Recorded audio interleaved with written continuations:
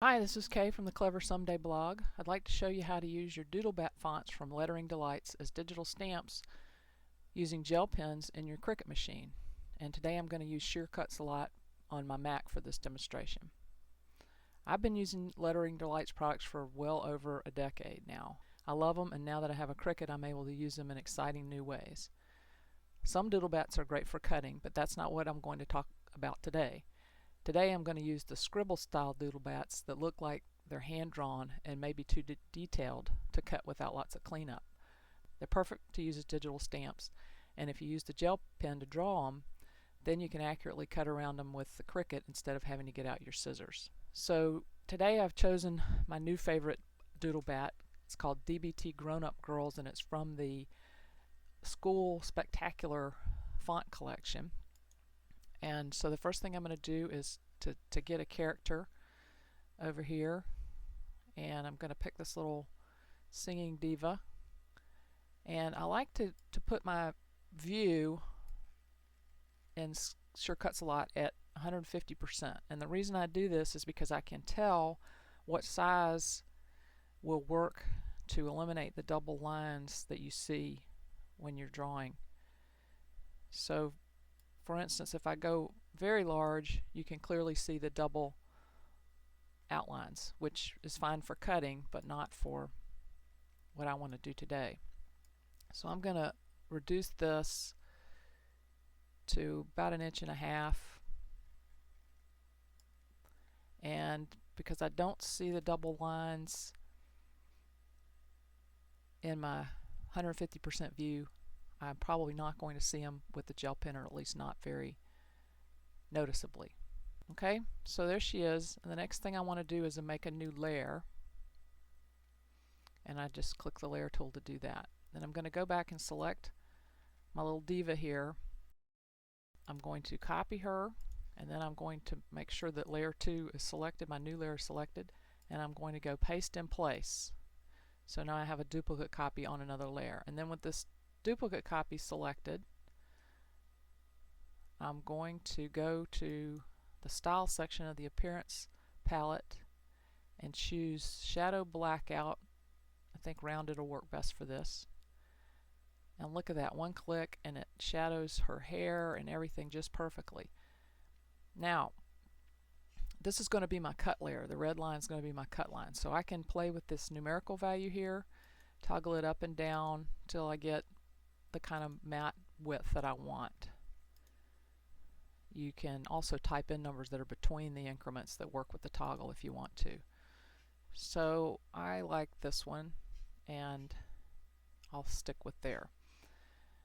Okay, so I'm going to want to draw first, because then the paper won't shift because it'll still be attached to the rest of the paper. So I'm going to toggle off using the eye here on the layers palette, toggle off my red layer, and now I'm going to cut my diva. Now I have loaded the gel pen in the place of the blade, so I'm going to push cut, but it's really going to draw with the gel pen. So I'm going to push cut and let that get started, and I will warn you that this takes a very long time because these are very detailed drawings. It'll probably take maybe 5 minutes for this to happen. So we'll pause our recording and I'll take some pictures so you can see what's happening, and then I'll be back with you.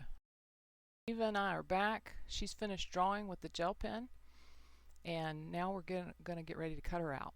So I'm going to toggle her off, toggle her outline on, and now I just have my cut layer.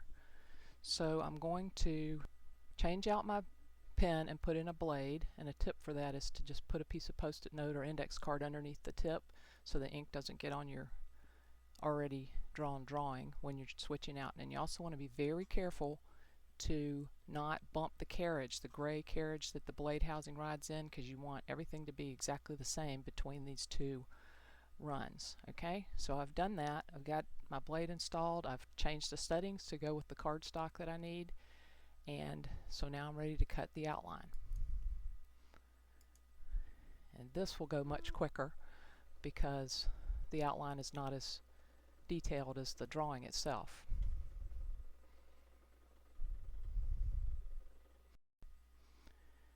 Okay, so now my cutting is complete and I have an adorable little cutout that I can now color with Copics or big markers or Sharpies or colored pencils, whatever. The gel pen ink does not bleed. You can put crystal lacquer over it, whatever you want. And really that's it. That's as simple as it is. Okay, I've pulled up another file here just to show you some more ideas of things you can do with this. Here's another doodle bat. This is from DB Party Animals, and I did it just like the other one with the draw layer and the cut layer and just using the shadow. This one here I used DB Robots, another favorite doodle bat font of mine, and for the outline, instead of doing a shadow, I wanted to cut them out on a gear shape. So for the gear shape, I used a gear from my 09 Cut-Ups font, and I just put that on the cut layer and put the robot on the draw layer and centered them up. So now you'll have a nice gel pen drawing of the robot on a gear shape. You can also do this with text, and I've written a great deal on my blog about which fonts work best with gel pens. This is LD Cool, another font from Lettering Delights that works well with a gel pen. And this outline, of course you can use any SVG for your outline. You can do a shadow, you can use a font shape, or you can use the basic shapes that come in your software. So that's what I did in this case. This is from the beach category, I believe it is, in Sure Cuts a Lot. That's where I got this seashell. So again, we would do the drawing first with the pen. Then when that's done, we would turn that off and turn on the cut layer, and then we would have three little pieces to color in and use on our cards or scrapbooks or whatever we want. So this is a really useful technique. It's a lot of fun.